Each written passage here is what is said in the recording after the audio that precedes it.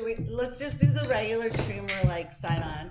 Hey guys. I like my favorite. Well, I think there are a couple of them. My favorite's "What's up, everybody? Welcome to another Tuesday here at Cleric Studios." Isn't that more of a YouTube? That's more like a YouTube video. Well, all the people that I like that on stream too. What's up, everyone? Hey. It's that's their sign-ons. What's yours? This is one that Zeke was talking about. Hey guys, all of them. Every hey, is it really? Kids with a lot of chicks are like that. You know, they're like, hey guys. Hey guys. Makeup tutorials. Hey guys. Hey, oh man. No. You know what I should have done? I should have eaten those Pop-Tarts before we popped on stream. Oh well. Anyways, today is Tuesday. It's what? Hey, Firestarter. Buenos dias. ¿Cómo estás, Firestarter? How do you say good afternoon? Buenos noches. No. Buenos dineros. Buenos dias, good day? No, was that? I don't know. Doesn't matter. It's another Tuesday. It's my name is Michael Gramling. I'm the Bard Creative. Yes. My name is Cindy, the High Priestess of Dead. And today we're gonna take some time. We have a couple of things to talk about and discuss. One of those things, first and foremost, is that I should have gotten them tarts, boy. Should have eaten those Pop-Tarts way first. So we have. I didn't write down my schedule. Ben, what are we talking about first? Couple updates. Yeah. Oh, we have a couple of updates, guys. This is why Kenobi's here. Without Kenobi, you would just have Cindy and I, and you would just have Cindy because I got nothing. Yeah. So updates. Totally. First and foremost, Liar's Night. That is. First and foremost, I want to apologize for our lack of presence last month. Oh yeah, we missed some. We missed some stuff. A lot. October tends to be a little bit of a funky month because we have children, and there's Halloween, and then we have Joshua, our other child, who is his birthday. The founder. And it's his birthday. Yes. And and in Peter Pan style, we have to give him a cool party for it doesn't matter what. I think he just turned 22, right? Is that how old he just turned? 22? It's great because I know how old Joshua is purely by my we are not exactly, but we're a decade apart. And I'm 8 years old, so he just turned 18. Maybe 19. I think he's a little older than me. Did you just take a tequila shot? Does it smell like tequila? Yeah. It is tequila. No. Hello and welcome. Firestarter strolling right now. Yes, very much so. Is that how you say it? Mi piende está. Oi! I can't read. So there you have a small. Should have gotten them tarts, boy. I have the tarts, but I don't want to be eating them. Well, we need a cutaway. Quick, take us to commercial. We'll be right back after I eat one Pop-Tart. Oh, just kidding. So, updates. We have... first we're apologizing for the lack of presence. But we plan on... because it is we're now going into 3 months of our streaming. Yes. And we are always growing and changing. We are... not really stuck on anything that we're doing except for Cleric Talk. We are going to stick around and not going anywhere because that's the OG. That's numero uno. Numero uno. The better we make Cleric Talk, the better the shows that we're going to give out on other days for you guys it's going to get. So we're trying to make sure everything gets better. With that being said, we would like to continue to go on talking about all the cool things Adventures League has going on as in the same manner. And we will continue to talk about other news of other games. But today we have a lot of Adventures League. A lot of gossip. We don't have any gossip. No. So updates. Liar's Night. So October is over. Yes. Which usually signifies the end of Liar's Night. For you Adventures League players, this is the end to you getting any candy corn and to get any of the cool, amazing treats and fantastic doodads and majigs. However, there's good news. Because of D&D's kind of push towards Extra Life and all of the donations and everything. They put out one last hurrah for people to donate to Extra Life and support kids in need, and everyone answered the call. And a part of that, they have decided to extend Liar's Night one more week. So this week, this is the last week you have to earn candy corn, get the cool pets, get all the trinkets, get your hat, your cauldron, I'm getting all of it. No, I'm not onesie. getting all of it. I'm kidding. No, I'm gonna get a couple things. There's at least 2 or 3 things, like I said before. I've already expressed my feelings on the items that I want. That's fair. I want this. I'm getting the Spider Mountain. No, you have to get the hat with me. I have enough for the hat too. Okay. Yes. We need one. Ben, are you getting the 3rd hat? I have enough for everything. Okay, cool. Because we need 3 to make the hat like special. Remember? What if? Hold on a second. What if there's too many hats at a table? Like, then we have a fucking. Do we just coven like, and a half? Then that's we what just I'm turn saying. it. We just trim. And then we all start hackling. The whole table hackles. That would be the best. Do we create a howl? What? Do we Create a howl. What?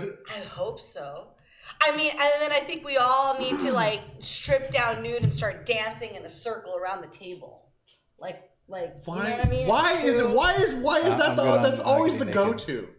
It's always the go-to. Strip down nude and start dancing around in a circle. Oh, Firestarter had a sub while they were offline. Appreciate the sub, Fire. Thank you so very much. We will make sure that we do right by you this coming month. I promise.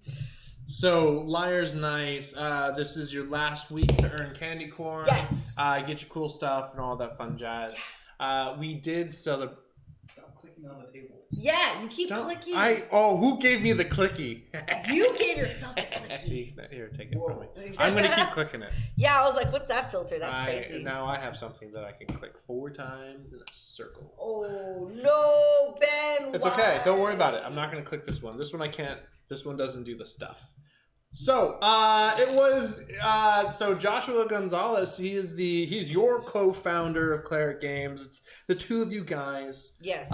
Who put everything together. We celebrated his birthday.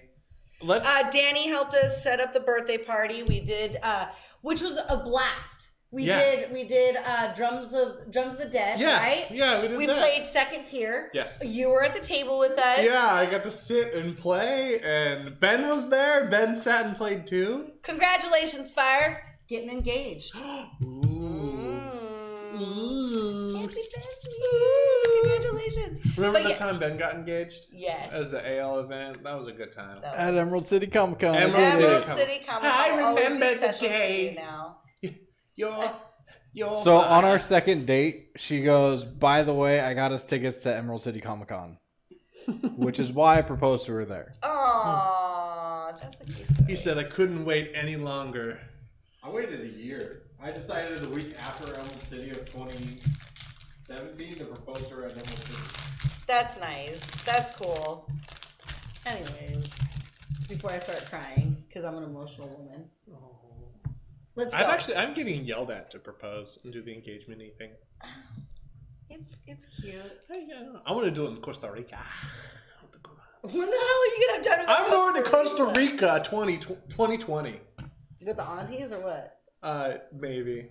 I know They it. always go to, I think they go to Mexico. That's kind of their thing? Yeah, they're always like, they're always like, dear, you gotta get your passport and join us in Mexico. I have my passport. I think I'm just gonna go with the aunties too, dude. But you watch out, dude. I'm gonna lose weight starting now to wear that bikini so I can at least compete with those aunties because they're hot stuff. I know. That's dumb. Dude. It's dumb. I am just walking around the beach like I'm with the aunties. They're hot. It's gonna be like you're gonna be struggling behind like I'm with the aunties and I gotta keep up, man, because they go fast. I bet, and they drink throughout the whole thing, probably still holding speed. Yes. Yeah. So it's all mimosas, they're the best. then margaritas. Yeah, see, and that's the kind of shit that gives me headaches, and they're like, nope, let's keep going. Can't stop, won't stop. 2 Advil? Yeah. Yeah, keep it going, keep it going. And I get you get the good Advil, too, in Mexico, so. So his birthday, we celebrated it. Let's take a moment. So Ben was there, you were there, we were all there, we sat, we played. Yes. It was Drums of the Dead. It was Drums of the Dead. Zeke even got to be, he didn't play, but he got to be there. Yeah. and he put his 2 cents in quite a bit. A lot of it. And it was, I think we played more, like laughing wise, like we role played more in our group than. Well, it was. Then actually play Who the did you and Joshua play? We played the famous Chip and Gale. Yeah.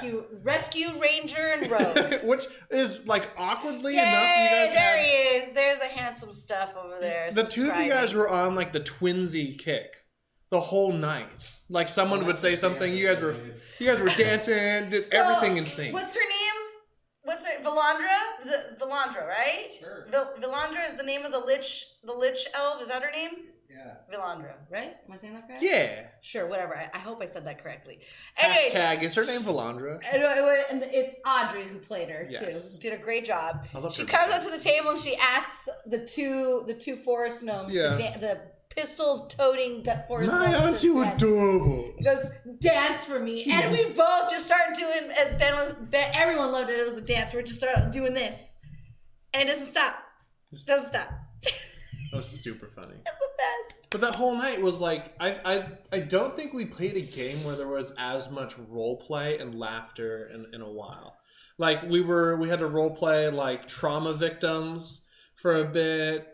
We had to role play. Yes, we did. We got to role play other people, like NPCs. Yeah. Sebastian did such a great job. I mean, he never fails. I think we did a good job of convincing Zeke that it's okay to play with little funny duddies. Like he really wanted to play. He realized, because he was like, at first he's like, I don't like epics. Epics take too long. They're long. I don't like playing epics. And then all of a sudden he's sitting there wanting to play. And I was like, dude, look at you. Say one more thing, you're in trouble, because you had an option to get to play the game. Don't keep your mouth shut. You don't get to, unless you're a character in this group adventuring. I don't want to hear it. And he's like, all right. I guess. I'll do it. He was like a little butler all night. Yeah. He was helping Dad. His birthday gift to Dad was running up and down those stairs, and he made Josh a drink that Josh hadn't had since he was a kid. Was that like Dr. Pepper and orange? The mix of every soda you could possibly put in a cup. Blast. Well, actually, at Zulu's, it's Oh, Dude, it's like 162 flavors. yeah, that's ridiculous. That's great. Yeah. But yeah, we sat, we played, we had a good time. We were shuffling, babe. We were shuffling. You guys were playing some fun characters. I played a fun character. Ben played a fun character. Yeah, Ben was a whispering character, so we barely heard anything from him. He just Ben was so quiet. He was a whispering. He said, "I'm working on my ASMR channel, so I just."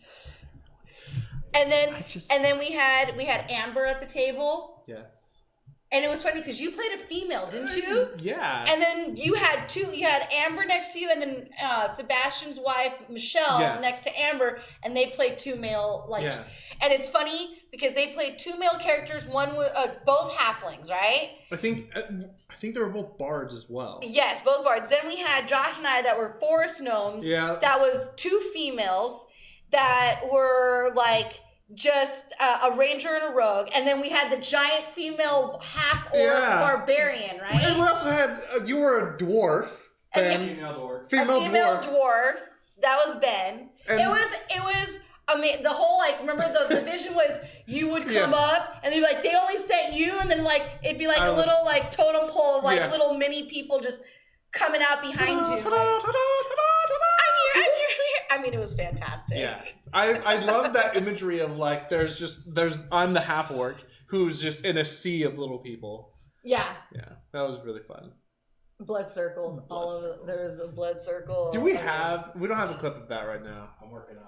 We're working on it. Yeah. We got a little raw footage of it, but I don't think you want to. We don't want to get the raw footage of it. No, we got a little rambunctious. Yeah, it was crazy. At some point, you guys, we recorded it. We're picking out some of the nice, some of the good parts, and so we'll kind of have a little callback. Yeah, I mean, like I said, it was more about the storytelling for us than it was actually trying to win the game. Nobody turned into a zombie. That's a bonus. We also completed 4 missions. We had a maximum of 7, but the average table needed to complete 3. Or no, we completed 5. So we completed above average while role playing them. Oh, we lost. Oh, so we lost, but that's the other thing. Yeah, we lost the epic. Yeah. Well, it was a draw. Yeah. Tier 3 and 4 succeeded. Yeah, the higher tiers succeed. Of course they did. I should be unmuting my mic so they can hear me. Yeah, you should. Working on That'd be good, Ben. Just keep it completely unmute and breathe heavily.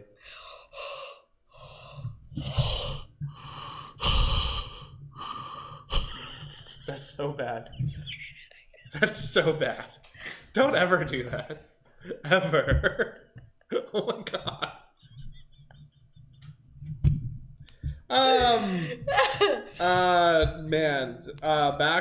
Back on track. So with that, with the birthday and all that, and Liar's Night, there was actually a game hole during the Halloween weekend. They did a Liar's Night epic. Yes. They did, and because it goes hand in hand with the entire season 9 of Avernus. Mm-hmm. If you are coming to OrcaCon out here in Bellevue at the Hilton Bellevue, we will... January something. Ben, can you get the exact date? I know it's January 14th. That's the one thing I didn't write down. I thought I wrote that, but I didn't. At OrcaCon, it's been around, I want to say, for a pretty long time. Mm-hmm. January 12th. I'm sorry, January 10th through 12th. January 10th through 12th. We will be there organizing. We have a really nice space. We are going to be doing pretty much all of season 9, especially the open and the epic, all the epic games, which I believe there are. I have them all written down. There's Infernal Pursuits, Hellfire Requiem, and Liar's Night, which 2 of those were released just at Gamehole this last weekend. So, and then if there are any other epics that are released before January 10th, we're gonna run them. We'll be running those too. We're gonna run all of them. It's released in January. We're running it. Josh is very ambitious. He is very ambitious, and he pushes the rest of the group to just do it. And people fucking have a blast. I mean, and for how stressful it is backstage, behind the closed doors or the curtain, the people that are coming to attend always end up giving us a lot of thanks. Oh yeah, they're like, you guys are so good at this. That was so much fun. This was such a great weekend. And then I'm like, no, it was a dumpster fire. And then we were like, oh my god, I'm freaking out. Hold on, Fritz. I'm getting there. We're gonna get to Eberron. I have a lot to talk about Eberron today. I've been preparing myself. I read verses, tomes even. But the Liar's Night epic, I really want to play. There is a peppermint dragon that is involved in this. It's well-known information on that. No, I know, Fritz. You don't have to be sorry. I'm just messing with you. You're fine. I want to paint the dragon. I know, Fritz. Thank you. I asked Ben if he would paint the peppermint dragon, and he hemmed and hawed. Thank you. We'll have Fritz paint it. He'll paint. You should make a custom dragon too. That'd be so dope because he could probably. If anyone's gonna print a really cool looking dragon, it's gonna be Fritz. Yes. Fritz just said I suck at being white. He's not wrong. So we have stuff. Keep it together, people. That was so rude. Keep it No, I would love for you to paint it, Fritz. Oh my god. What's next on the agenda? But you suck at painting one. I suck at painting. I knew what he meant too. I totally knew what he meant. He just said I suck at being white. I know what he meant, but It's just true, the way though. it came out. Ben's too tall. What's next on the agenda? Ooh, an Oreo dragon. Yes, Midnight Cleric. Yes. And then we got to make sure it scratch and sniffs and it smells like it too. We got to get terpenes to smell like it.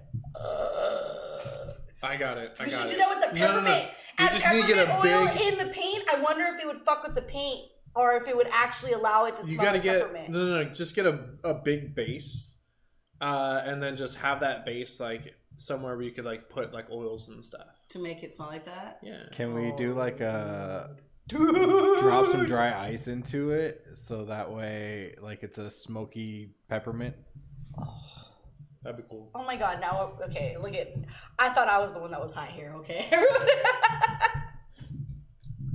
See, Michael's got the right idea. No dry ice, it's fucking crazy. Fritz said, "Listen, we need to calm it down, okay? It's coming after you, man. You're up here. Okay, you're right here." Oh my god. But yeah, I thought like I can't wait to do Liars Night. We're gonna go hella epic on that one. Like that's gonna be real. Well, besides the fact that it is an epic, we're gonna go epic. I don't know.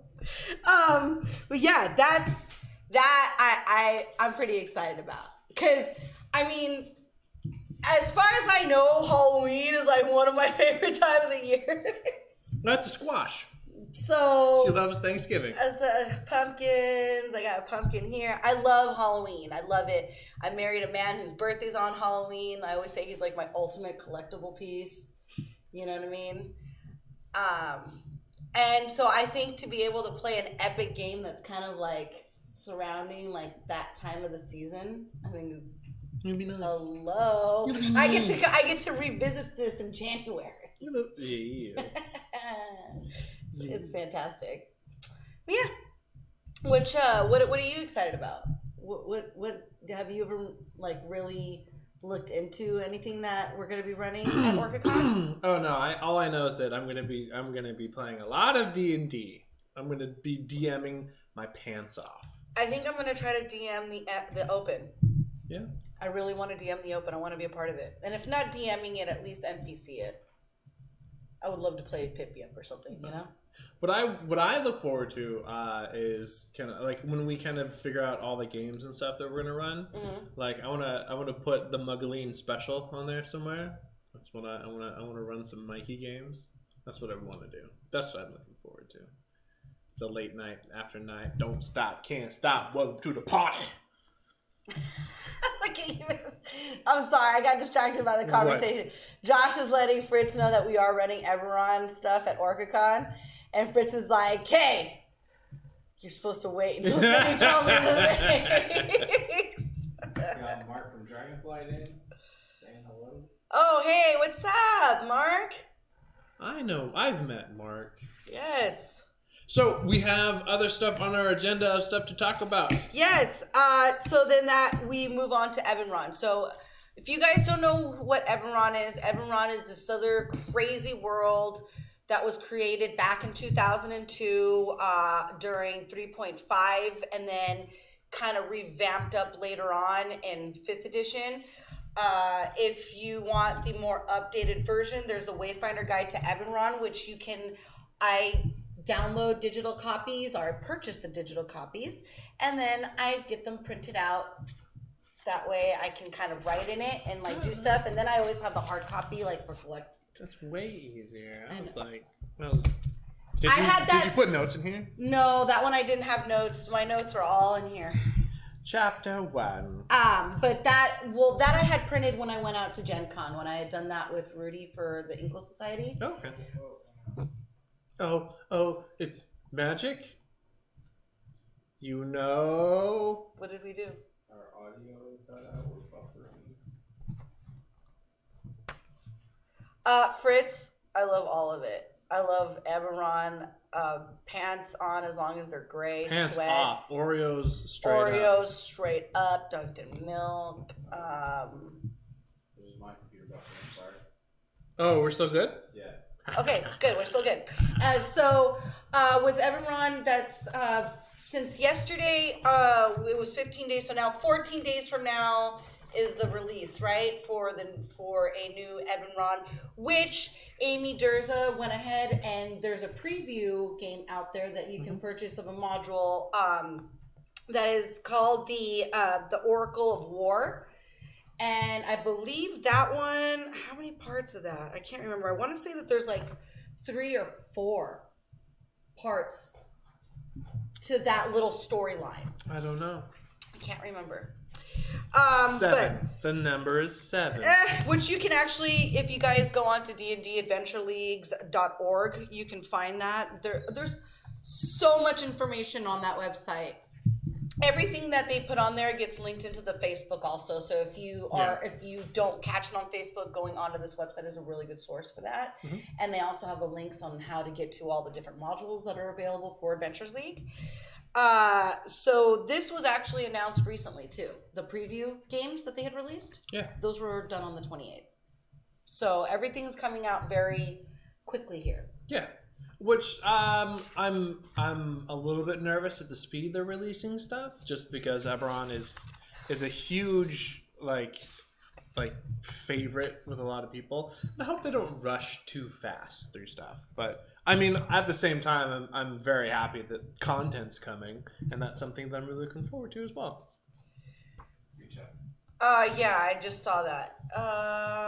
From Game. Are we going to Geek Girl Con? I'm not gonna make it to Geek Girl Con this year.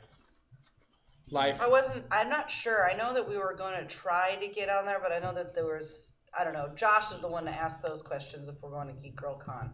We're not organizing there yet. Oh, we won't We're be not organizing. organizing as far as we know. So we're not organizing. Oh, that's this weekend. Oh, yeah, no, we're not there. Well, Not this year. Where these modules were released, honestly, I want to say that those were released at Gamehole Con. I believe a lot of stuff this weekend at Gamehole Con was Gamehole Con had a whole bunch of stuff. It had it's Gamehole Con's pretty big for the industry. It's one of the bigger ones that I know that the guys from Wizards likes to go to. A lot of our little niche of friends that we talk to our were dudes. there.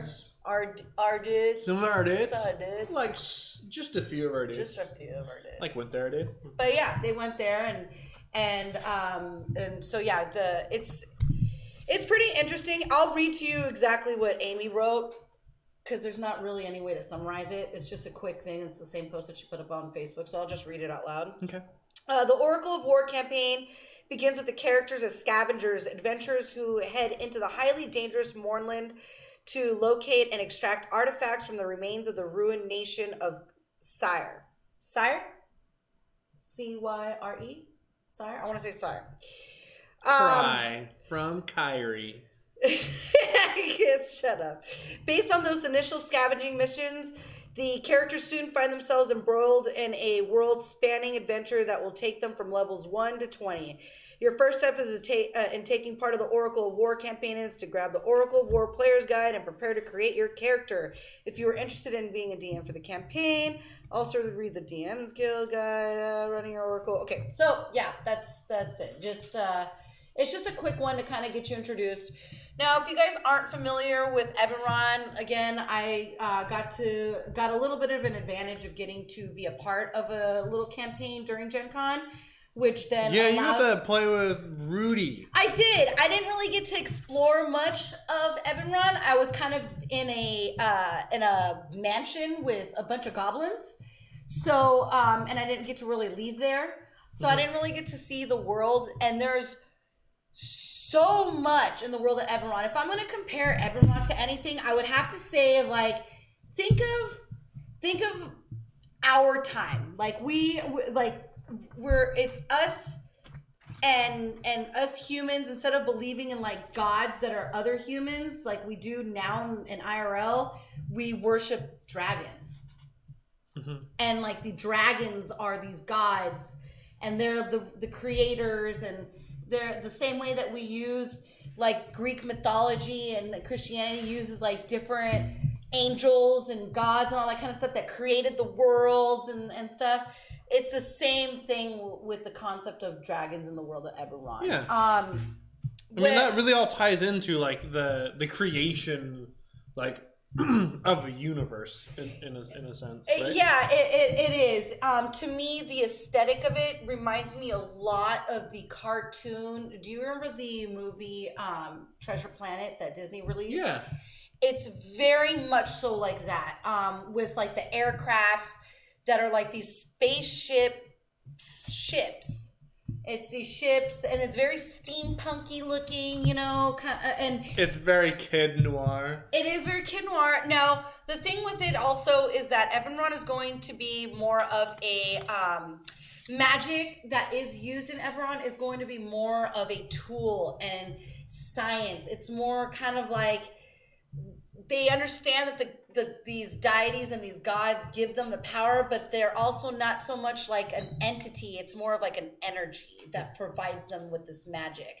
And anybody can possess these magics. Now, depending on the house that you are, is like where you studied certain type of magic, and like, or if you're welcomed in that house. And these houses have different sigils, and the sigils represent the different types of magic that are practiced in these homes. So it's really cool. I mean, the concept of it is a lot more realistic, I would have to say. If you're trying, think of like Dungeons and Dragons meets like real world, and you're like really trying to merge. I'm really just imagining Game of Thrones. It's like Game of Thrones with a little bit more. It's like Game of Thrones steampunk with extra magic. Like, it's not just the Red Witch who gets to have magic. It's like it's there, and like you can use it to however you want, and it's really cool. For me, the most interesting part of Eberron is the actual story. Sorry, I just scratched that. The actual story of how Eberron was even created. So, like the stories that are told, like a long time ago, 3 primordial worms, the ancient dragon. Did you ever watch Fringe? Fringe? Yeah, the TV show. I haven't watched it, but I have friends that are like, this is the best thing ever. So, Eberron was created by Keith Baker. Yes. So, Keith Baker is the papa to Eberron. Papaya. He is a pretty amazing looking dude. He wears a cowboy hat all the time. The papaya wears the cowboy hat. If you watch interviews with him and you watch him talk about Eberron, like, to him, Eberron is real. Like, you know what I mean? Like, he's really created this world, and he talks about it with such knowledge. And like, you listen to him talking, you almost are like, yeah, like, where's this church? Can I like worship this? Can I really like go like be a part of this church? You know what I mean? Like, it's so like he can start his own cult and I'd be into it. What you mean to tell me is he's an apostle of many churches. And he's just like, worship a church, yeah? No, the church of Eberron, the dragon, like just the goodness of it. But it's really, really cool. The Eberron, where it takes place, is during the time of mourning, which is after the last war. So they're kind of like in this like Cold War state where no one's won it, is how it is. Like, everyone's in this perpetual state of like, what's gonna happen? Is today the day? Like, imagine knowing that there's a war and then it just kind of stops out of nowhere, and then all of a sudden everyone's like, well, someone's gonna keep going because someone's gonna jump in here and be like, this is it. This is the day that I can now bomb these guys at a surprise and we're done. And you're like, am I the guys that are gonna get bombed at a surprise? Because it all takes place in Corvair, which is one of the main kind of continents on Eberron. Corvair, there's 6 different there are 6 different continents in all of Eberron. And Corvair, like you said, is the main one. Mm-hmm. Now, and it all takes place because Corvair was kind of in the midst of a war between 5 different governments. Some of them are like militaristic, theocracies, and things like that. And so that's like it was this time of like war, and everything was high and very tense. And then in 5th Ed, when we're kind of returning to Eberron, is that war is kind of settled, and there's like kind of a blanket of fake peace. Well, yeah. Well, and the reason it's so stressful is because before even this war even happens, there's literally 3 different ages of crazy shit that happens before that. Like, all these other crazy wars that went on before they even reached to this war, which hasn't even come to an end. Mm-hmm. And they don't know when it's going to even pick up again and when you got to keep going. And Chairman Mark says that his dad used to own a 64 Chevy Corvair. Corvair.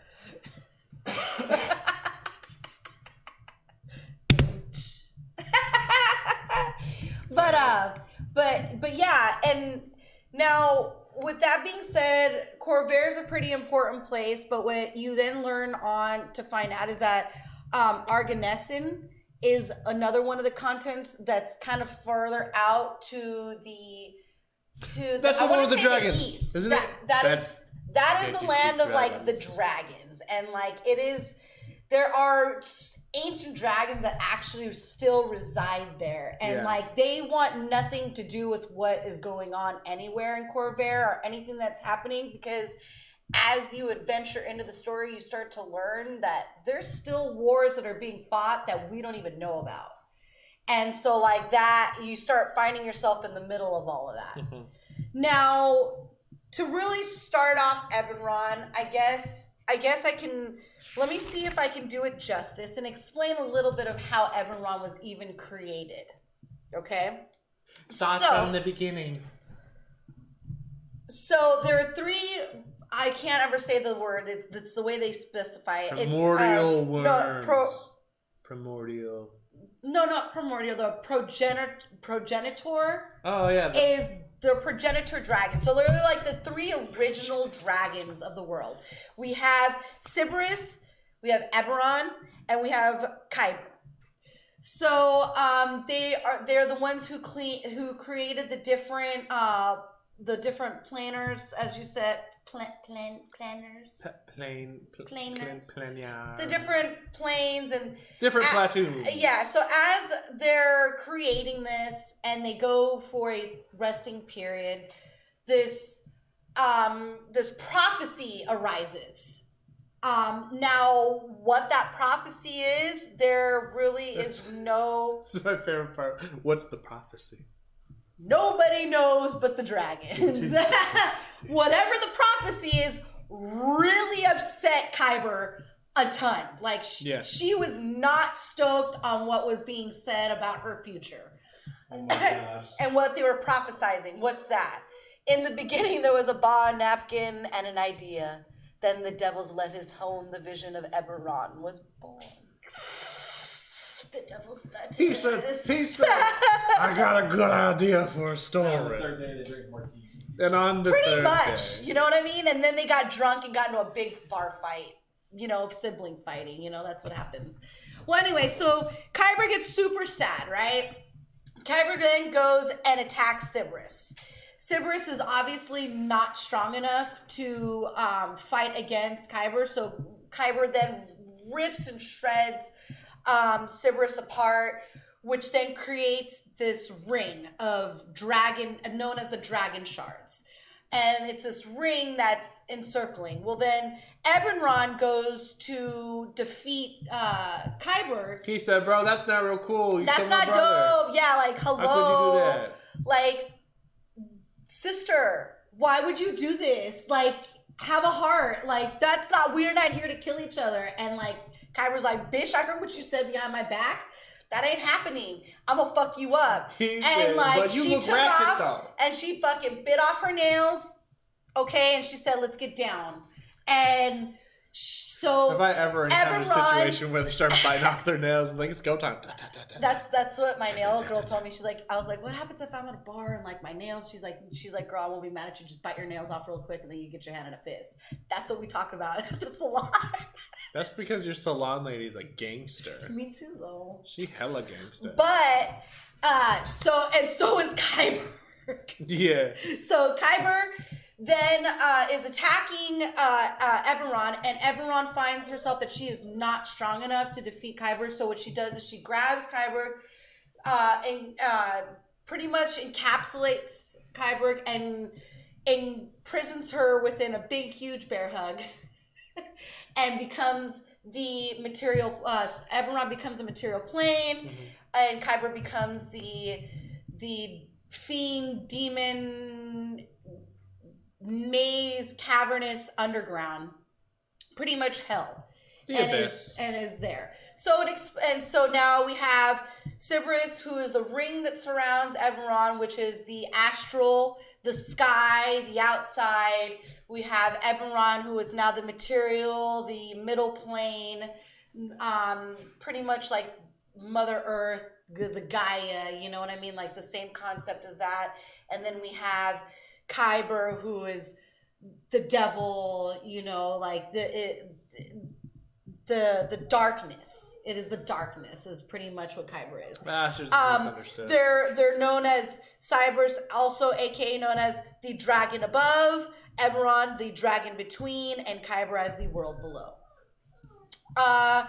So that is the dramatic story of Eberron. I know I didn't say it very pretty, but that is exactly the craziness. One thing that was kind of a cool read is when they talk about like their transformation from from bringing worms into like creating reality almost, is Eberron is kind of responsible for like the normal races. Like when Eberron became the material plane, it also gave birth to like humans, dwarves, and elves and things. You want to know how that happened? How they explain that? She had a pimple and she was like, No, it is the blood from the shards of when Cybers was ripped apart. They say that the blood of Cybers is what created.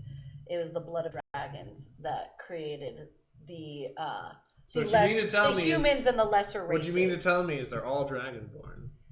That is the theme of Eberron, is that they say that everything is somewhat connected to these dragons.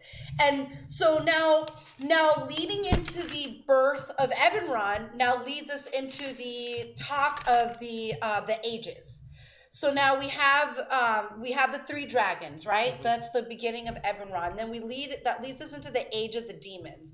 So what happens with the age of the demons, that's like one of the very first like civil wars, I guess you can say, of Eberron. Like that's like the first, besides the fighting of the sibling dragons, it is the first major war. Because what happens is that the demons break out of Kyber. So they break out of Kyber, and when they break out of Kyber,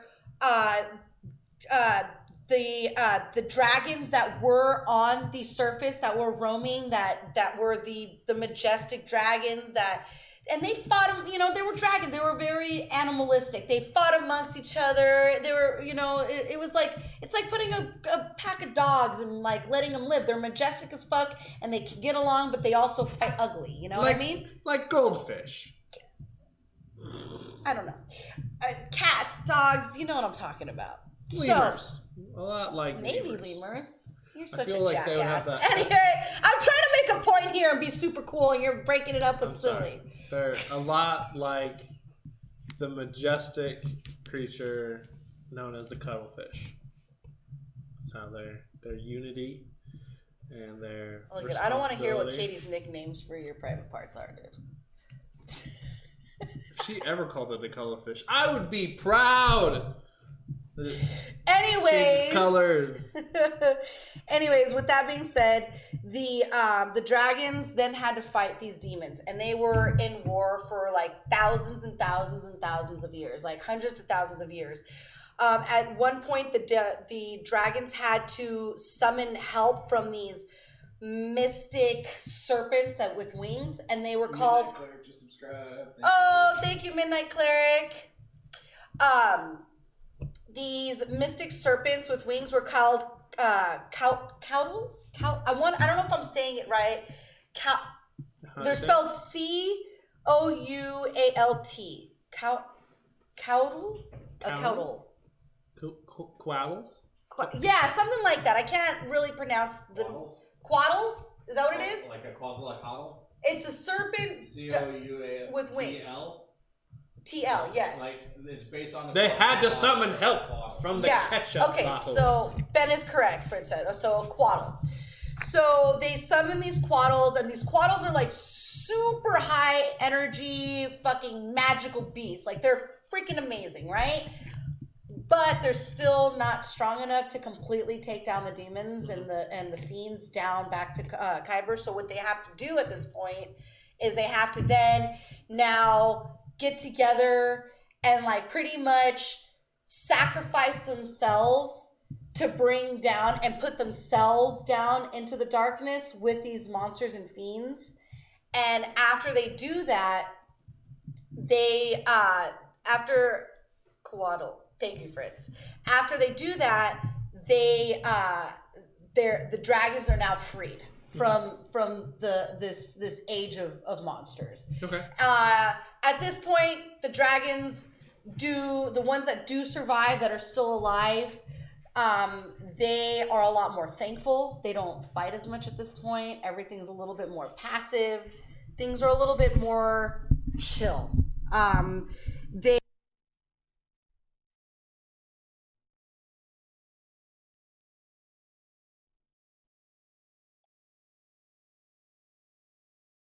and take care of the Dark Lords and imprison the Dark Lords into everything. They go into this new age called the Age of Giants. So the Age of Giants now, at this point, have enslaved elves. So the elves aren't as magical as they normally are in like Faerun and stuff like that. Like the elves are kind of lesser creatures in this world. They're the lesser creatures. Like monsters kind of have more dominance over these type of like humans and elves and stuff like that. Like they're not really allowed. Oh, there you go. Good job. Good job, Ben. Good job. I'm reading the chat. Me fidgeting? Oh, I'm all fit. Finally, the elves get the shaft. Like everything, just like the touching of the cloth, like we were hearing it. So. Oh. Finally, the elves get the shaft. Yeah, pretty much. In Eberron, like elves are like not the shit anymore. Like they're not the cool kids of the campus. I have been imbued with magic. So, not this time. Then because elves are the greatest class ever. What's that? Elves? I'm just picking a fight with Fritz. Oh, I see. Nope. I'm not getting involved in that fight. So then at one point, the elves go and they turn and rebel. And they get help from the quarries, I want to say. There are these other like monster demon things that they kind of have to like go to ask for help to defeat these giants. And then the dragons end up intervening during this war. And who do you think is going to win a war of giants versus dragons? Giants. No, the dragons. And so this is pretty much called the Fall of the Giants. When the dragons finally get involved after so much of this crap going on, because what the dragons went through with the monsters, they tried not to get involved in what was going on with the giants, but then they kind of were like, okay, like I know what you're going this through. is like, yeah, like I know what you're going through. this is fuck, because the dragons were enslaved at one point. They were a majestic fucking race that then get enslaved and then have to fight their way for thousands of years. So then they can kind of see what the elves are going through. They're like, all right, it's a little fucked up. Let's stop this. So then the age of monsters. So we went from demons to giants to the monsters. This is the final age. This one is the lesser races are thriving. So like we have like the orcs, like the races that you would not expect to be like the cool kids are the cool kids. Okay. So, you know, the gremlin, the goblins, they're same shit. The goblins and orcs, like all these monster races are kind of like, they're the ones who've got it. It reminds me almost like the dark crystal. Like, you know, like they're like, the Skeksis. Yeah, it's like that. Like they're the ones kind of running everything. During this point, the goblins are dominating like crazy. Like think about like Pathfinder. You know what I mean? Like right now, where Pathfinder is in with the second edition, where like the goblins are just coming in and they're taking over. And there's different types of goblins. So the goblins they're dominating so much that they even go to all the different nations within Eberron, and they're able to then kind of absorb into one big like group of goblins and like are ruling, and elves are still not very dominating. You know what I mean? So, and then at the very end of it though, the Delsirs are the ones that end up dominating the goblins. So, I mean, it's a big like game of politics of like who's the bigger monster and who's going to come in and take over next. So then that's where we then come into the last war. With the last war, that's when we got the main continent of Colbert then going. Yeah, the 1978 right. Colbert. Yeah, that one. And where Eberron is now sitting now in this Cold War state of the morning is now where everyone's landed at. So that's like the history of Eberron. Like that's what's happened before we came in. So it started with like 3 dudes that were like, something's gonna happen, and then they're like, "Rawr!" Then they created the universe, and then some bad evil demons were like, "We're gonna control the world," and then so like that didn't go as planned. Right, and like for how nasty Eberron is right now, I would have to say out of all the reading that I've done and all the like research that I did, the most nastiest time of history of Eberron was during the Age of the Demons. Because when they enslaved the dragons, like you can only imagine what kind of desolate land like monsters and demons and devils and ugly fiends would leave, like the resources that they could give 2 shits about, you know, like how they would treat everything. It's the nastiest time of the year of the Eberron year. Yeah, it is. It was definitely not the prettiest time. Like someone said on their YouTube, like if you were to go in a time machine, that would be the time to not go back into. Don't go here. Yeah, like it's like ugly, and it sounds really sad. And because when you think about like. You think of dragons and you think about how majestic they are, and then, yeah, you know, maybe like an adventuring group of like freaking 8 people is gonna take down this magical creature. Imagine now a whole like world of them, and like they're getting dominated by these ugly demons and stuff, you know? I think about it like as if like beautiful dinosaurs, instead of like a meteor shattering them, like the world opens up and these fucking demons come out and just start fucking killing our dinosaurs. Like, I will consume you, and the dinosaurs were like, no, I'll take you down into the earth. That's the history of how our planet was made. It all began one day. So pretty much there are different churches. The main church at Eberron is called the Silver. Oh shit! Hold on. I got the Silver Flame, and the Silver Flame. They believe that their magic is an energy source. Okay. That's what their church is. The best way that Keith Baker expressed it best. They see themselves as like Jedi. They use the Force type of a deal. I'm going to be the Silver Flame. There's a lot of different cool like houses and schools and stuff like that. And I saw in the back of the book they have all the sigils, and like they're all pretty wild. I didn't learn that in Eberron Primary School. I learned so much. I had like a crash course. But I out of all the different worlds of Dungeons and Dragons, I have to say that Eberron, for being like this separate entity in its own, it's very vast and it can go very deep very quickly. I mean, Eberron also includes like other races, and there's a lot of things that kind of make it its own thing. Right. Like there's the Warforged and Changelings. And Warforged isn't a race. It's a race, but it's not like a natural race. There's a race. Picture in here of a whole bunch of humans being like, kill the Warforged. They're not natural. I see you in that mob. No. Warforged. I don't know. They're not. Man. They're robots. They're literally like war robots that were created for the war. So what happened was that after the war, at this period of mourning where like there's no war and everything's kind of been stopped, like the Warforged are actually pretty fucked up by it, because like think about like a robot that's programmed to fight, and now you're telling this computer program, it don't fight. Its urges to want to fight. So, you know, it's I see here. A Warforged is like an AI. Like think about like super advanced AI, like with like a magical aspect to it. You know, and that's what a Warforged is. It's It's pretty sad, actually. Verbatim, the Warforged were built to fight in the last war.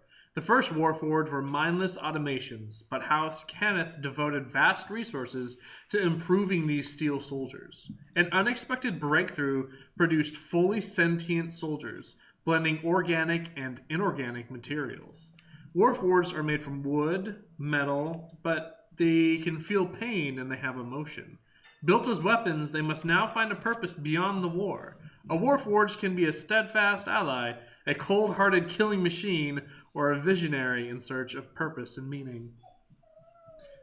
I like. It's sad. It's really sad. I like the play here where it challenges you to identify like a soul and personality and reality and things like that. Well, I think it makes me think of the movie AI. Like, imagine like the little boy who gets stuck in that freaking ship. He still has a personality. He still like has these computerized, programmed feelings of emotions. And like he's still who he is no matter what. He's encapsulated in a ship underwater and he never changes. He's always the same. So imagine these huge war creature, like animated creature thingies made of metal and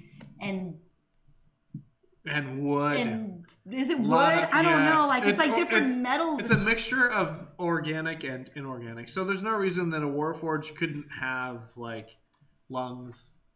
Or a Warforged couldn't have. So skin. it's like a cyborg type of a deal. You know what I mean? It really reminds me of General Grievous. It kind of does. General Grievous does kind of. Yeah, for it say. I mean, Warforged. Out of all the races, when you really read them, like yeah, they're really scary and big, but like they have the saddest story to them. Like you feel bad for them. At least I do. I feel for them. I'm like that sucks. Like. They didn't choose that life. Someone made you. It's like the cartoon. It's like the Jessica Rabbit meme where it's like, I'm not bad. I'm just drawn that way. Zangief is bad guy, but he's not bad guy. Oh, Reagan Rowe. Yeah. I love that. Yeah, it's like a perfect comparison. It's like I imagine a Warforged sitting at that meeting. Like, I'm not bad. What do I do? Imagine like a Warforged meeting, like an AA meeting for Warforged. Like, I just can't stop drinking oil. Today I thought about shooting my boss, but I realized that wasn't a good idea. He says sometimes I just get the urge, you know, just. Yeah, but yeah, I mean that's. It's been 17 days since an incident. The little coins. That's gnarly. Yeah, no, it's the whole book. Eberron is filled with some really cool content, some really amazing and creative avenues that you as a DM can kind of develop really cool storylines and take your players on different kinds of adventures other than kind of the setting of the Forgotten Realms. Yeah. So. I mean, it could go along the way. There's more to the story too of the way of the rotation of how it happens. I guess when things align, always that's how like counterclockwise. the other worlds can somehow like show me again. Yeah, meet each other. I forget. I read the explanation and that got it told to me, but I can't really convey it properly. But there are ways of like how a Tabaxi would somehow be able to get to. Ebenron, I think they call it plane shifted. Plane shifting. It's like, you know, like there's no reason because this game is so unique and diverse. Like there's no reason why you can't be a Warforged in Ravnica. Let's go Magic the Gathering. That's why a Warforged is going to be coming to Barovia. Wait, does this mean? Wait, did Niv I'm just gonna send all my creatures I plane shift now to Eberron. Did Niv Mizzet come from Eberron? Wait, isn't my Horizon Walker, my Ranger, she'd be able to go to Eberron technically, right? She could somehow say that she got into a portal and somehow planar fucking traveled into Eberron, couldn't she? Yeah. And then she could say that she brought her sister with her through the portal or somehow, and that's how Gale got there.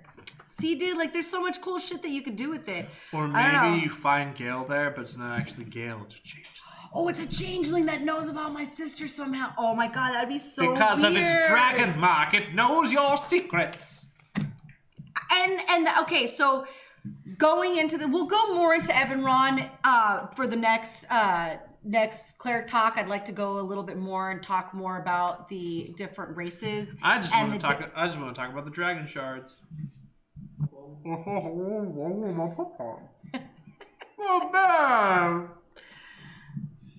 Did I write patience correctly, or is that like patience like a doctor? Thank you for your patience. I think I fucking wrote that wrong. Here at Cleric Permanente.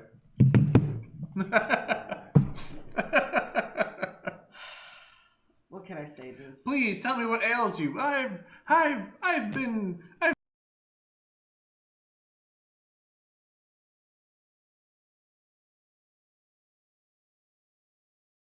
touch it on. Oh, don't touch nothing. Oh, okay. Don't touch the table. Don't touch the table. Ben's tired of us. He says, "You guys are." Ben said, "Stop touching the table. You guys Don't touch the table." But we'll go over more things as we were talking about Eberron. We'll go over Eberron and we'll familiarize you guys and us a little bit more with the different continents and nations, and the different races and the shards and the houses and what each different dragon sigil represents. And we'll go over all of that. If anything, I'd like to even try to create maybe a couple characters for Eberron. I think that'd be really fun. So, and if you guys have any questions or anything that you'd like for us to answer, please let us know. And if we can't answer it right away, we'll have an answer for you on the next show. Yes, and we will spend an entire week investigating the answer to your question. I'm such an investigator. Yeah. Yeah. I mean, hello, did you not see all the notes that I took on this? I can't see that far. Yes, you can. And then you shouldn't be driving. But I'm pretty proud of this. I'm pretty excited about Eberron. Out of everything that I've read, I probably, even with the Curse of Strahd stuff that I've been reading, I probably know more about Eberron than anything else in the world of Dungeons & Dragons. And I've read so many books about the Underdark, and I still probably don't know as much lore and story as I do about Eberron, about the Underdark, as I do about Eberron. That's fair. That's fair. Yeah. Pick up your copy at your local game store. Yeah. Oh, I was trying to say before we got cut off, if you would like for your home campaign, if you are looking to do anything, there is also Moore's Grave Miscellany, which could be purchased on DM's Guild, which was written by Keith Baker and Rudy Rutenberg. And it's like an expansion to add to your Eberron campaign. Yes. It helps add more flavor to your noir. It helps you also add a little bit more to, let's say if you're a bard, actually not a little bit, there's a lot. If you're a bard in Eberron, like there's so many different options for you out there. And in that book, there's even more. Then there is the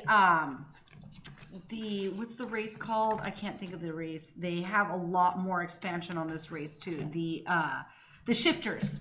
They're on the Moore's Grave Miscellany. There's a lot of cool other different expansions to different type of shifters that you can be. Is a shifter a changeling? No, there's shifters and a changeling. They're two different things.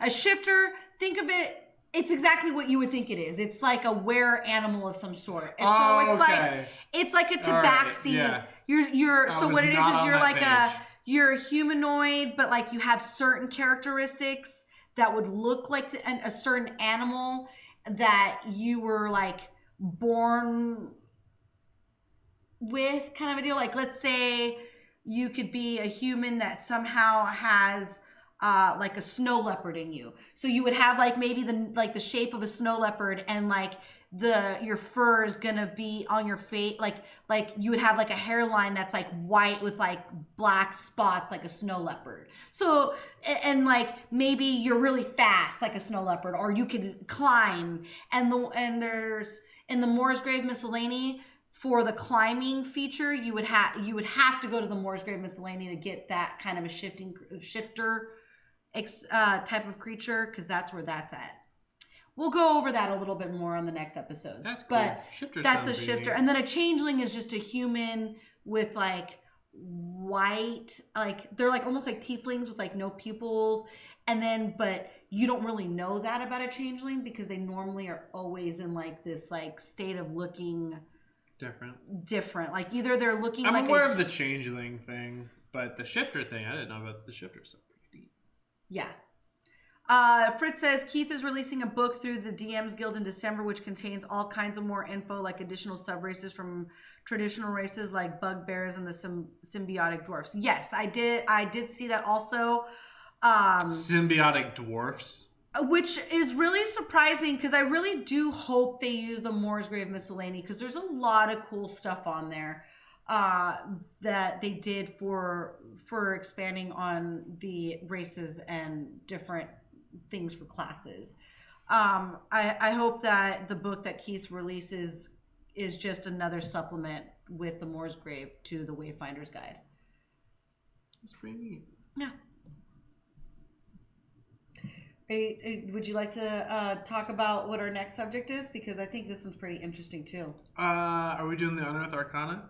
Yes. So if you guys are not too up to date on what's going on right now, also through Wizards, is that Wizards is working on the Unearthed Arcana, and they're working on some new expansions to some of the races, or to the classes. Yes. Sorry, not races, classes.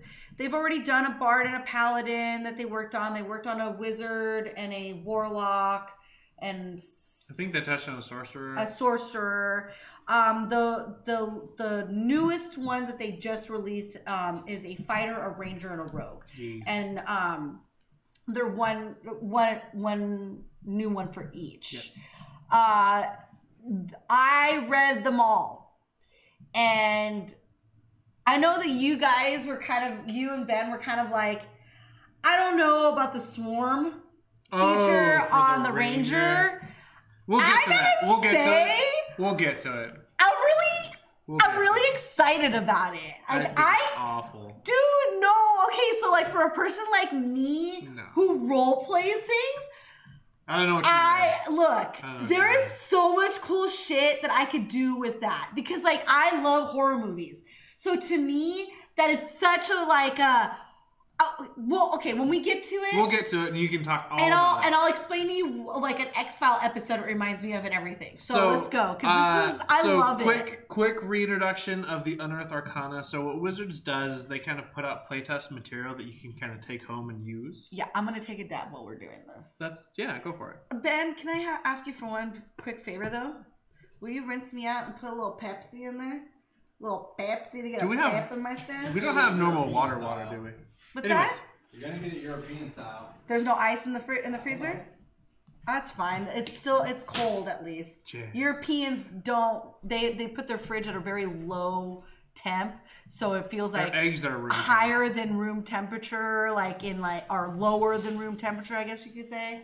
So it's like slightly cool. Why are you doing so much attitude on this? Because it really upsets me. Because I got some sass when I was in Spain. When I asked for ice, they looked at me like, okay. And then when I said something to them in Spanish, they were like, oh. And I'm like, yeah. Yes. I like ice. So okay. Unearthed Arcana, Wizards is they put out playtest material that you can actually look forward to seeing in future supplements that they'll release. Like the Artificer is going to be released in Eberron. I gotta show my Kingdom Hearts purse. Isn't this the cutest purse ever? I just got it recently. God. It's so pretty. So the Artificer is being released with Eberron.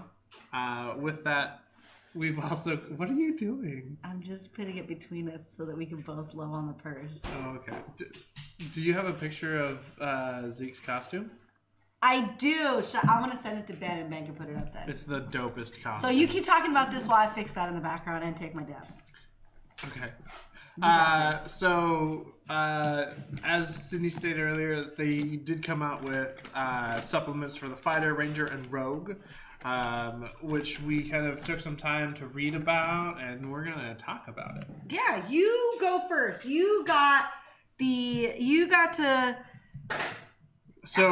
read about the Rune Knight. The Rune Knight for me You know who I think would be so, like, it's made for him? It's for Doug, the Beerbarian. In a certain regard, yeah, I can see that. I can see the Beerbarian playing a rune knight. Like, his backstory would be dope to, like, something. Here, go for it. You go for it. Explain it. It's so cool. It's so cool. So I'm going to read you a couple of blips from the text. You can always go to D&D. It's not Adventures. It's Adventures League. D&DAdventuresLeague.org. Oh, can you see what this is? I think it's .org. It might be .com. Oh, I can't. And on there, you'll be able to find everything for you to kind of read and use, all of it in PDFs. It's Bill Clinton that says, I didn't exhale. You're so fired.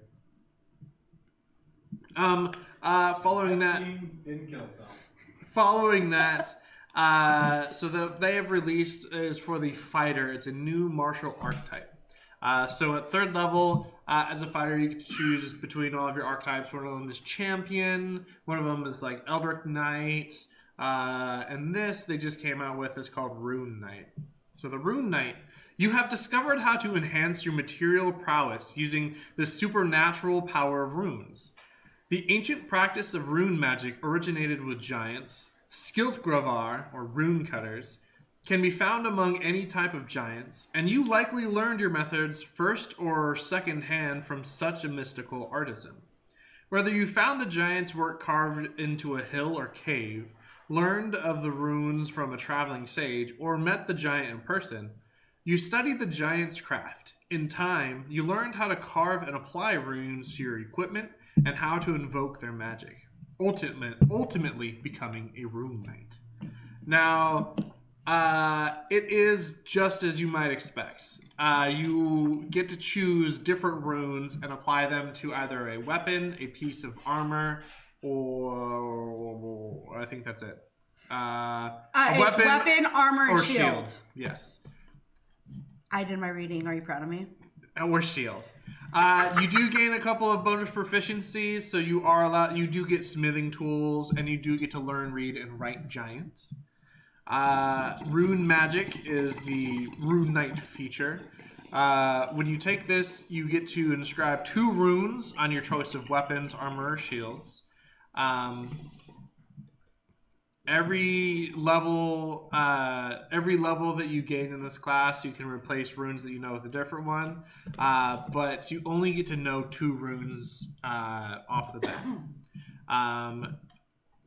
The rune, I mean, it's a lot of text, but all of these runes are incredible. There's things to like. You can give yourself resistance to bludgeoning, piercing, and slashing. You can, whenever you make an attack, you can force them to make a strength saving throw. Otherwise, they get shackled and fire cuffs. The names are very Nord-like too. They're very Nordic. You know, like the. So there's really cool. There's the hill rune Hog, the fire rune Ild, the frost rune Isse, the cloud rune Sky, the stone rune Stein, the storm rune Uvar, which this is the most ridiculous one ever. Uvar, the storm rune. So you can invoke this rune as a bonus action to enter a prophetic state for 1 minute until you or until you're incapacitated. Until the state ends, when you or another creature you can see within 60 feet of you makes an attack roll, a saving throw, or an ability check, you can use your reaction to cause the roll to have advantage or disadvantage.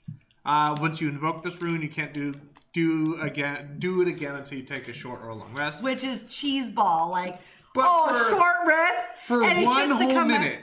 You just get to invoke advantage or disadvantage as a reaction for an attack, a saving throw, or an ability check. That is, on a fighter? What is happening? Wow, right? I love that. Yeah.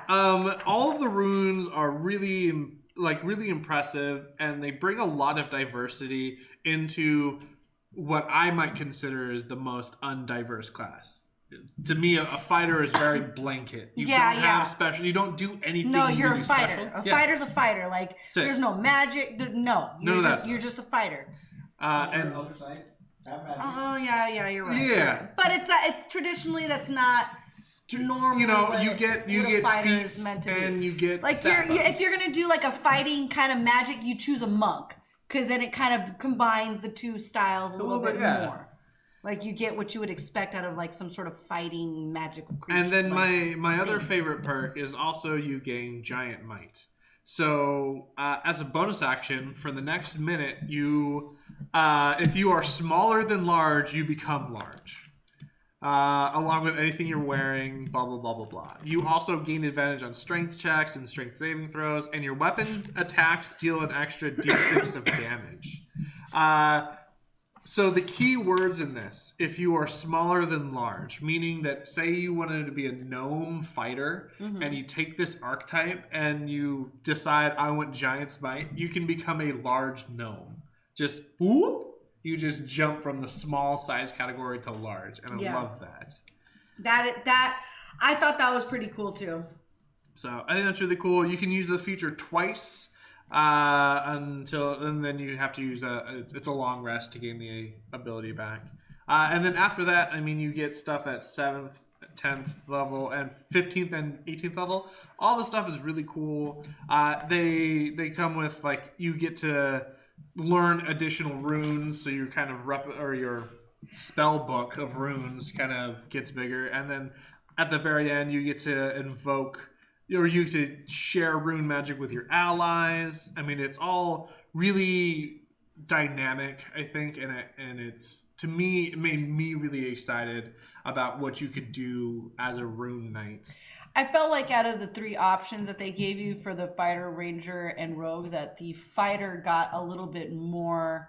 So much love. Like they got way more stuff for their levels. You know what I mean? Whereas like. I felt like the ranger and the rogue, you get a lot at 3rd level, and then you don't really get to see much. Yeah, kind of and it kind of like it's very sporadic. You know what I mean? And kind of like, oh, here you go. Oh, you've reached level 17. Okay, here you go. You're done. You know what I mean? Whereas the fighter, I felt that they're like, oh, here, you get this at 11, you get this at 12, you get this at 15, you get this at 18. Like, they kind of give you a little bit more to work with. You know what I mean? Like, there was a little bit more love. So one of the reasons they do that is because rangers are also spellcasters, so increasing their spell limit is one of their, like, level of bumps. I really think... Even for a rogue, too? Arcane tricksters do, but they get sneak attack dice. Because the rogue doesn't, it's the same as the ranger. Like, you don't really see much as you level up. Yeah, because like every other level, they either get a spell slot for rangers or sneak attack dice for rogue. I really like, and I really wish that they came out with this build for Storm King's Thunder. Like, this is the embodiment of Storm that would have been Thunder. the runes. That would have been runes so cool. like, it would have fit perfectly with the yeah, the so whole like thing. the arch that's up right now is in chapter like 5 of Storm King's Thunder. And it goes over all the Is runes. Storm King's Thunder your favorite? Absolutely. That's what it is. Fritz wrote, what makes out. the rune different from Forge Cleric or Artificer? This all sounds kind of similar. So with the Forge Cleric, you can imbue a weapon to make it magical and +1, and you can do some other stuff with it. The big difference... Okay, there's a huge difference. Sorry. All of the runes have a passive effect. Whereas they give you things like advantage on saving throws of certain things. They give you proficiencies, like doubling your proficiencies with a couple of ability checks. One that, where is it? It's the Cloud Rune? Sky. The rune's magic emulates the deceptiveness of a cloud giant. While wearing or carrying an object inscribed with this rune, you have advantage on sleight of hand checks and charisma, or deception checks. I mean, oh yeah, and this is ridiculous. In addition, when you or a creature you can see within 30 feet of you is hit by an attack roll, you can use your reaction to invoke the rune and cause the attack and cause the attack to target a different creature within 30 feet of you, other than the attacker, using the same roll. This magic can transfer the attack regardless of the attack's range. Once you invoke the rune, you can't do so until you finish a short or long rest. But you just go, oh, the boss is making an attack. Well, I'm going to use my rune and shift the attack to his minion. Well, what I thought was cool about the rune fighter is that you can have an advantage in any sort of fight that you're in. Because if you're in this fight and you find out and you can kind of get a feel for what sort of checks are coming your way, when you activate the rune, you have this complete advantage now at this point of being able to do these checks for whatever it is that you're trying to accomplish. And then to make it even more cheesed out, you just got to make sure there's a short rest afterwards. So that way you can go back and do it again with a different rune or the same one. So which is just like the big difference is like I feel like the Forged Cleric is more along the lines of like material items, whereas the Rune Knight is less about the items and more about imbuing like a different kind of power into weapons and armor. And you can only do it to yourself until you hit 18th level. So. And I think it's cool because it gives. Oh, sorry, I misread that. Sorry. At 18th level, when you decide you want to go giant might and change your category to large, you can pick an ally. An ally also gets the features of becoming a giant. That's what it was. There we go. It's at 15th level. So like you get to have 2 Stay Puff. Yeah, Marshmallow Man. Yeah. Jump up and attack you. But yeah, I don't know. I thought the Rune Knight was pretty cool. Yeah. I feel like it gives respect to like what actual runes are. You know what I mean? How like they feel that like each rune marking like gives a certain type of power. You know what I mean? And like feel. And I feel that that's kind of like what they're giving respect to on here. I think they embodied it pretty well. I thought it was really cool. The next one is the Ranger one. This is the one that this is the archetype Swarm Keeper. So for me, okay, so there's read the blip. Read this. Okay, I'll read the blip and then you can talk about how you love this. I think the Swarm Keeper is super mids. I think for role-playing aspects, I think it's fantastic. I think it's negative fantastic. I think for like fighting and like I think for all listen. Linda, listen. It for like going to play, it sucks. But for like flavor, I like it. I like it a lot. Okay, so the Swarm Keeper. Feeling a deep connection to the world around them, some rangers reach out through their magical connection to nature and gather a host of fae spirits, which take the form of swarming beasts, be they buzzing insects, fluttering birds, slippery squids, or otherwise. The swarm becomes a potent force in battle as well as helpful. If potentially disturbing company for the ranger, some swarm keepers are outcasted or hermits, keeping to themselves and their attendant swarms rather than dealing with the discomfort of others. Other swarm keepers enjoy building vibrant communities that work for the mutual benefit of all those they consider part of their swarm. Communist. Sure. I was thinking more commune, not communist. No, communist, dude. Anyways. Go ahead, keep talking about the Swarm Keeper. So, if you're an X-Files fan, to me, this reminds me of an episode called Lord of the Flies that our good old Jane Lynch actually stars in. This is the season when Mulder is on the run and he's hiding, and we've got like Detective Daggett and Doggett. Yeah. I mean, not Daggett, Doggett and all that stuff. And so and Scully only comes in once in a while, right? Because she's got the baby right now and she's trying to protect the baby. Mm-hmm. So this one's called Lord of the Flies, and Jane Lynch is on it, and even Aaron what's his name? Aaron Paul. Aaron Paul's in this episode too. Remember Aaron? You know Aaron Paul? Okay, so he's in it. Now the main character, his name's Hank Harris is the actor's name. So he's like, the premise of the thing is like, these people are dying because they're finding bugs in them. And what it is that this kid releases pheromones that attracts the flies, and the flies he can manipulate to do what he wants for him.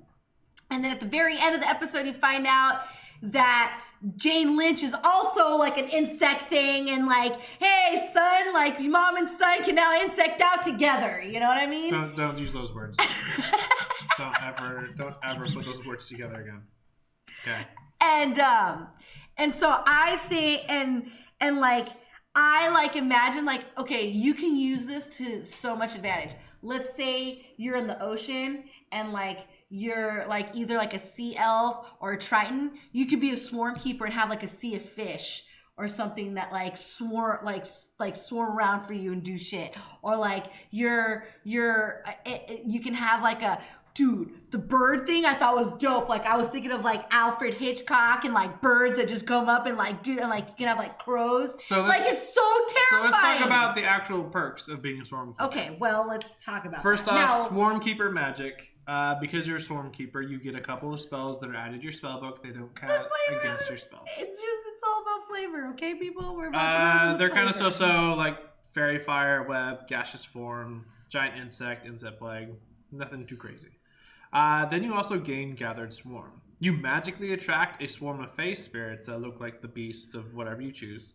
As a bonus action, you can agitate the swarm for 1 minute. During the duration, some of the swarm clings to your weapons or follows your strikes when you attack. Once during each of your turns, when you hit a creature with a weapon attack, you can deal an extra d6 of force damage. And the swarm moves the creature up to 5 feet towards you or away from you. I think it's dope. At 11th level, it deals 2d6. You can use this feature a number of times equal to your wisdom modifier, and you regain all uses when you finish a long rest. So if you hit stuff, you can kind of move them closer or further, and you deal an extra d6 of damage. That can help out if you have a rogue who gets advantage and all that kind of stuff. Oh yeah, I think it's cool. I like the fact that on the Swarm Keeper magic, when you get the mage hand, they flavor it to look like the swarm is okay, the that mage part's hand. Nice. There's flavor to it. That's what I'm saying. It's all like. However, it's not like the cheesiest fucking like setup. The actual uses. So really at cool 7th level, flavor. At 7th level, you can condense part of your swarm into a focused mass that lifts or sweeps you along. Whenever you activate your gathered swarmed feature, you choose one of the following benefits. You can move faster, you can climb, you gain a following speed, blah, blah, blah, blah, blah. Some of that's kind of cool. I like the fact that your swarm can it assists you in movement. Kind of neat. Kind of gross. It's kind of dope. Like I said, horror movies. If you're a horror movie fan, this is like an ultimate. You play like a hermit loner, like a loner teenage kid. You're basically sticking who's like boogers on your weapon who and your touching people. Best friend are like birds or bugs, and they fucking do things for you. They don't even do like anything imagine like a drow ranger that's a swarm keeper, and it's spiders, and you make it look like oh, dude, it's so cool. It's so endless. I imagine the magicians, the Mothman dude from it. Oh, from the magician, yeah, the moths like all over the face, like blurring the face. Maybe the moths didn't do anything. So they've turned Oogie Boogie into a playable class. How can you hate this? Thank you, Fritz. Thank you. It's not even a bag of bugs. It's so cute too. A bag of bugs. I'm telling you, this is great. I want to create this character and play it so badly. And then once I play it, I'll go ahead and give you my honest opinion. But I can tell you now, for flavoring and like for the sake of having fun at the table and like role playing. You're going to be the one person at the table trying to do something while the rest of the party is trying to do something else. It's going to be awful. How could you even say something like It's that? going to be awful. Wow, you're the kind of person that hinders the player. I'm telling you, the concept that they were going for with Swarmkeeper, it's a really cool concept. However, the applications and the things that they actually have like in there, garbage. Like the role, there's no strong role play element. Not until you get like way later when you can have them like they can telepathically communicate with you. Oh, that's the dopest part of the whole thing too. That's not until late. Yeah, but late in the game. Yeah, but now with the leveling of milestones, you're still talking like 11 games. It's like 11 games. Nah, that's nothing. And the thing with it is nothing. All they can do is relay information to you. They don't do anything else. If you're a forest gnome, you already got it. There you go.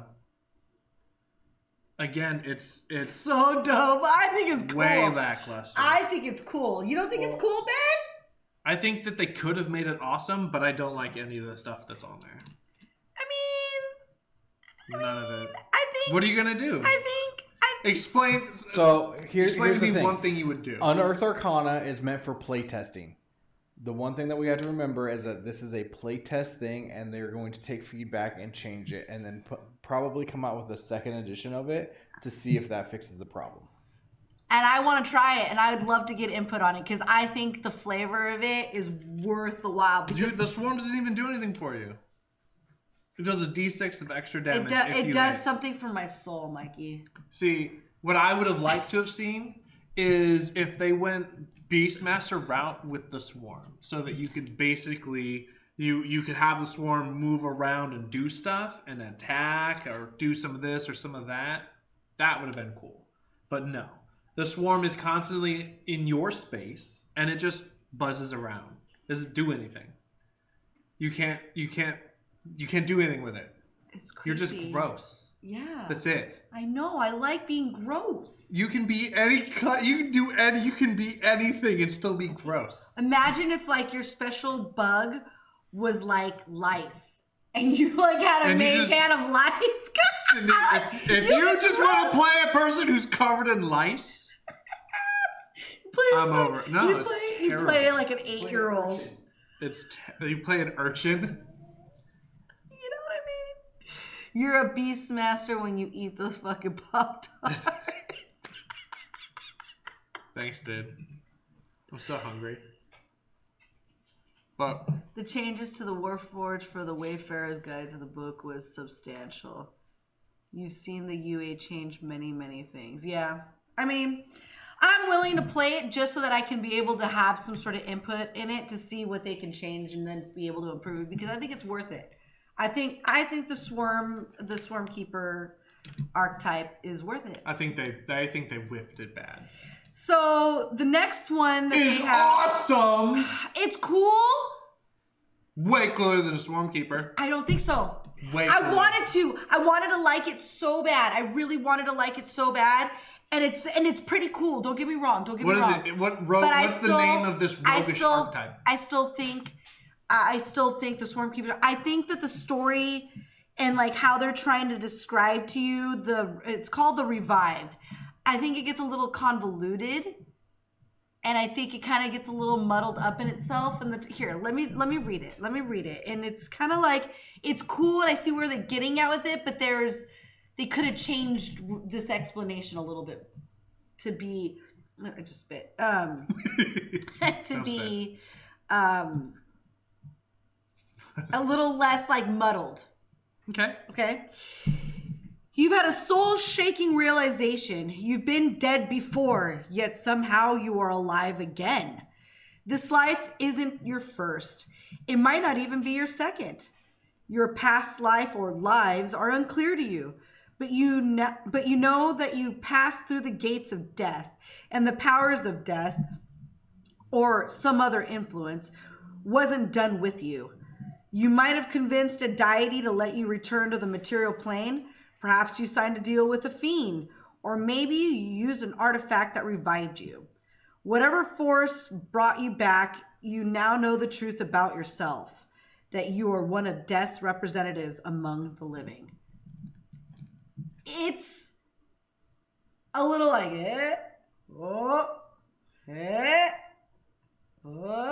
know what I mean? Like it's a little muddly. I think that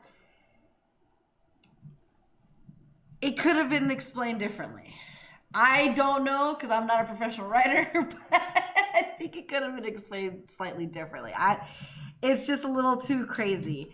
Now, I think the levels are. Fritz says, "I agree." Cindy. I don't like it. You know what I mean? Think it's great. It has potential of being something cool. Like I said, I get what they were going at with it. I want to make one quick thing. See how I'm really against the Swarmkeeper, but I really like the Revived. I think this is a really cool concept. And then you like the other spectrum. Yeah, it would be a cool race. That's cool. Like a race that's like you know that you. Everyone's been brought back from the dead. You know, I don't know. Like it just to me, I feel you've cheated in cards. You've cheated at this. Why not have an archetype that's let you cheat death? As a class, it's 100% like what the fuck. It's a little, like I said, it's a little muddly. It has a lot of cool potential, like the names of the levels. We got tokens of past lives. So at 3rd level, you remember talents you had in your previous life when you finish a long rest. You gain 1 skill or proficiency of your choice. You can replace this proficiency with another when you finish a long rest.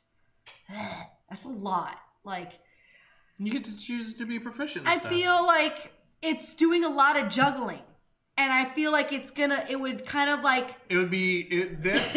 would be great to get if you're building a bard and you're gonna multi-class into the Revived. This would even be, I think this would be a cool bard before it would be a cool rogue. I think this would be a really good bard before it's a good rogue. I think for a rogue, it doesn't fit. I don't like it for a rogue. So we got the token of the past. So I want you to, let's hold on to the theme. Okay, here. Let's pin it. So each archetype has a theme to it. Okay, so we have the first archetype with the rune. Each rune has a different proficiency advantage that you get, right? Sure. So then with the ranger, the theme of this one is like a lot of the it's that buggy theme. I don't know. I can't really say what the theme is on that one. It's a lot of It's a lot of what? It's a lot of what? I don't know. But it's a lot with the rogues. The theme here, pin it right now, is the tool proficiencies. Okay, there's a lot of unnecessary shit with the tool proficiencies. Yeah. What I will say, one thing is that if you're playing a dwarf, like picking up the revive to be silly because. Well, I mean, we haven't even gotten to revive nature. But yeah. Okay. So revive nature is the next one. Your newfound connection to death gives you the following benefits. You have an advantage on saving throws against disease and being poisoned. You have resistance to poison damage.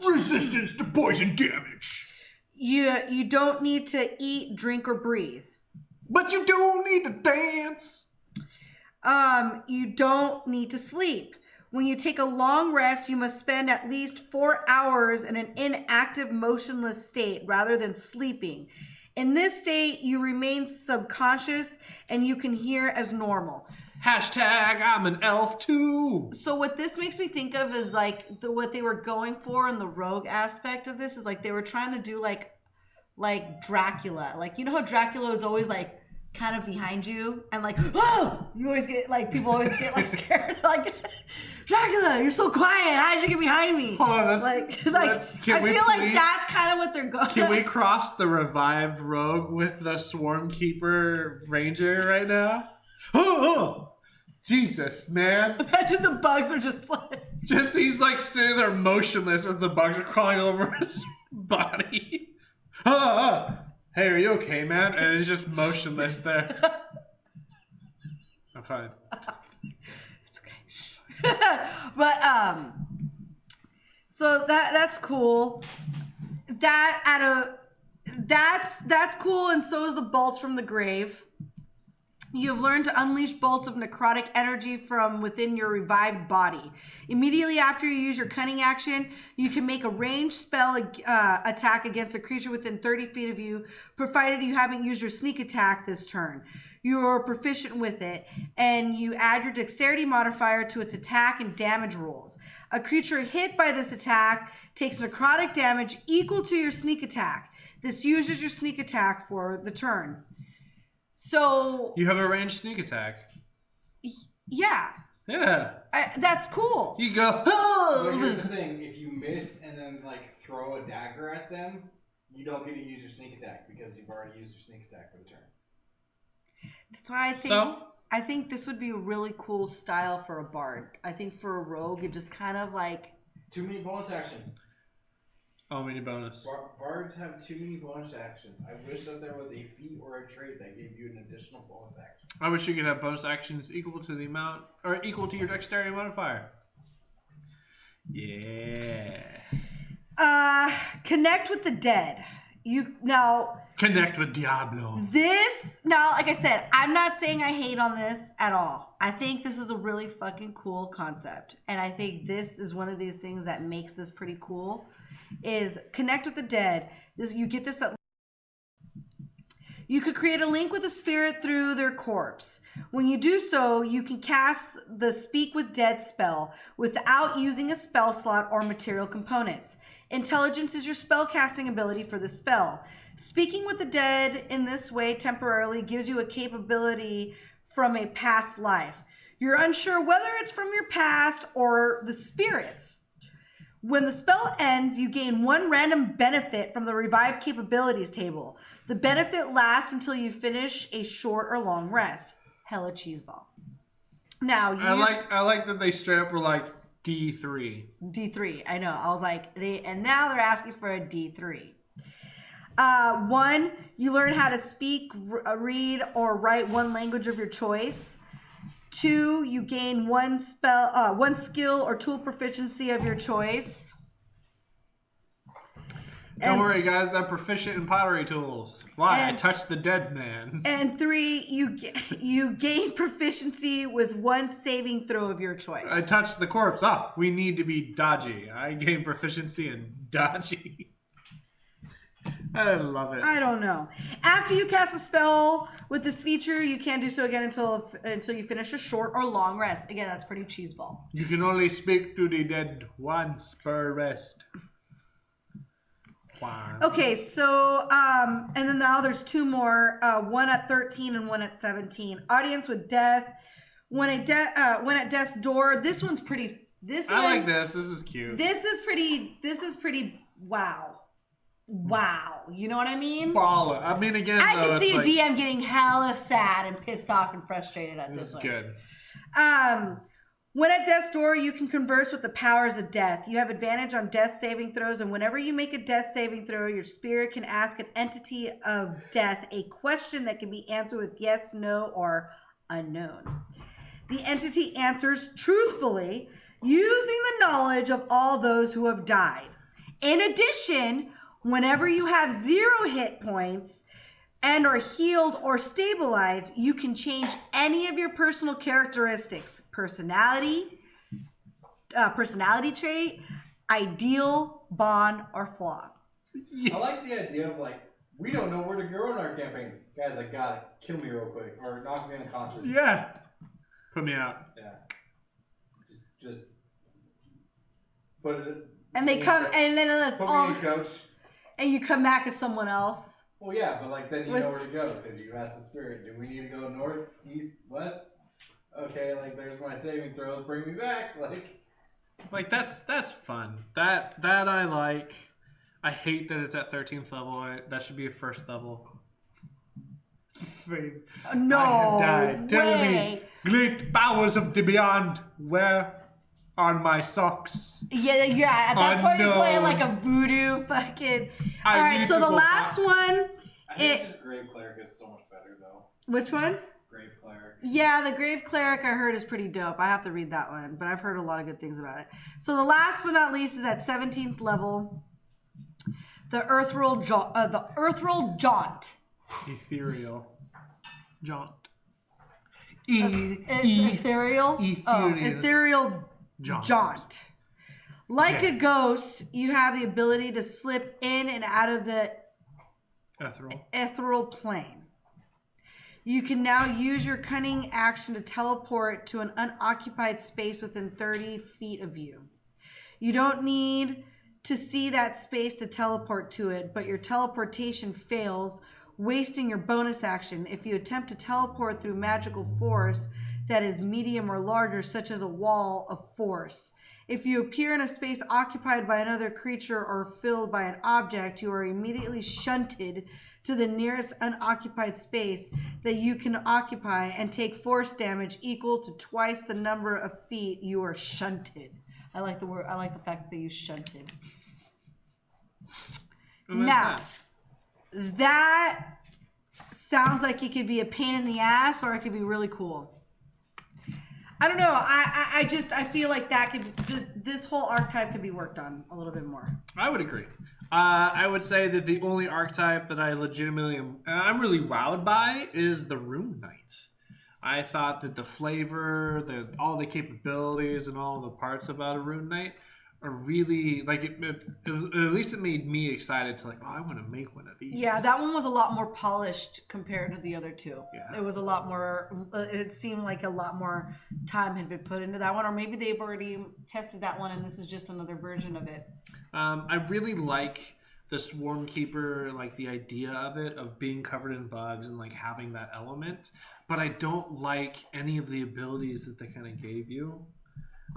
So I really hope that they overhaul that and they kind of work something else out where your swarm does a bit more, or I don't know, just something more utility, role play, something, anything. Well, I think that's really cool. I think role playing wise, it definitely is well set up. I like the fact that like you can say that you're a hermit and just be like, you know, you're the butterfly princess and you love butterflies and like you live by yourself in the forest and are constantly surrounded by butterflies and caterpillars, and like that's your thing, and like you can totally make a whole story about that. Mm-hmm. I mean, there's to me, I like the Rune Fighter, or the Rune Knight. I mean, the Rune Knight's really nice. Yeah. Like I said, very well polished. The revived rogue needs to be worked on, but my favorite was the Swarm. The some of the stuff I'd like it a little bit. I don't know. They're pretty cheesy, I think, already. Like some of the stuff that they give you for a range. It's the Rune Knight that's cheesy. The Rune Knight is pretty cheesy. The fact that again it's short rest. Every time they put something like that and they give you a short rest, I think that's like I feel like that's like a present. A very nice present. You're like, wait, we can take a short rest in the middle of like an epic game and I'll get all this right back? I'll take it. I really want them Epics are really restrained now to you only get one short rest. Still, in 4 hours, like 4 or 6 hours, you could break that up. You're like, all right, first 3 hours, we got to make sure we're very careful with what is used. All the way into the end. No, dude, I'll tell you one thing. Use your most powerful spells as early as you can because it's great. You're the worst DM ever. I'm the best DM ever. So. Yeah. So that's a little bit of the Unearthed Arcana. Again, you guys can always check it out at dndadventurersleague.org.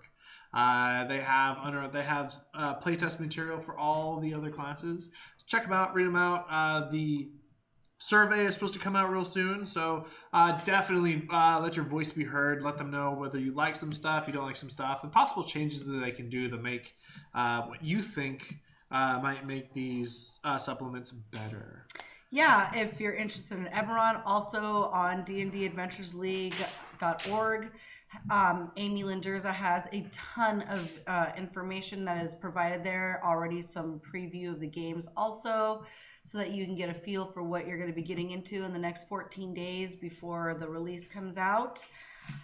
I'm pretty excited. We'll be talking a little bit more about it again. Like I said, next Tuesday, we'll get a little bit more into the races and classes. We are looking forward to January. Yeah. I hope you guys are too. Make sure you guys keep your eye out. Please give us a follow on Follow us on Twitch. Subscribe on Twitch. Friends, subscribe. Hit the notification bells on that Twitter. Go. Is there a notification bell on Twitter? Doesn't matter. Yes, there is. There is? There is. I think you can put a notification bell on Twitter. You can find us on all sorts of social media. Send us an email at watch. Look up. Where is it? Look for that logo right there. Or not that one. Wait a second. It'll switch again. Wait. Look is there more for logos? that logo right thing. there. Look for that one, and that's pretty much where. And sometimes it's in blue and yellow, but that's what it'll look like. Or it'll have cross maces, right? Or flails, two cross double flails. So anything that looks like that with the word cleric in it, that's us. anything that just looks vaguely similar to that says cleric. Bowl of spaghetti. It's in the shape, you know. It says cleric in the noodles. Meatballs. Anyways, thank you guys so much for tuning in today. I guess we'll tune in. We'll see you guys later tonight for Devils and Demons with Danny tonight. We're going to be streaming, continuing our storyline. Play that thing. Show the thing. There's a thing with fire. And it says Daddy and Demons. On Thursday, we're not going to be playing the Essentials kit on Thursday because I am taking my son to go see the Aquabats. So stay tuned. It may happen this Friday. No, it is happening for sure on Saturday, right? Or are you not confirmed yet? Confirmed yet. And I thought it was Saturday. It's Saturday from 12 to 4. So it may or may not happen via satellite. What are you pointing at me for? There's a dog tail wagging behind Cindy. It's adorable. Oh, that's Cindy's actual tail. I'm really excited. That's her actual tail. Anyways, love, peace, I'm and a chicken shifter. grease. If anybody really wants. We're gonna raid somebody, I assume. Roll for mischief is who we're raiding. Roll for mischief is who we're gonna go and attack. Roll for mischief. Again, Please give us a follow and friending and all kinds of stuff, and watch out, and we'll see you guys later tonight and later this week. Bye.